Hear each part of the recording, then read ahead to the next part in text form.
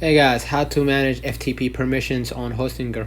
Go ahead to the official website and then don't forget to visit the link in the description box if you want the best offer to buy a plan on Hostinger.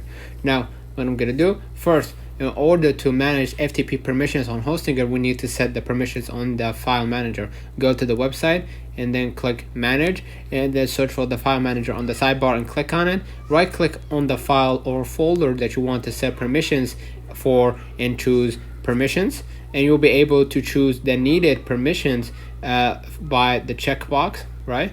And see their numeric value below. You can also set the same permissions for the content inside folders. Make permissions recursive, right? And if you want to set permissions via FTP, if you have already connected your website files using an FTP client such as FileZilla, all you gotta do is set permissions in the right click on the file or folder that you want to set permissions for and choose file attributes or file permissions. The name can be different based on your FTP client's version, right?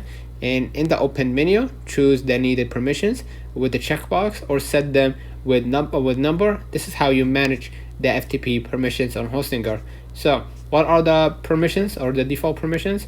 Owner, group, others, and permissions and number. And you have the files read, write, and read 644.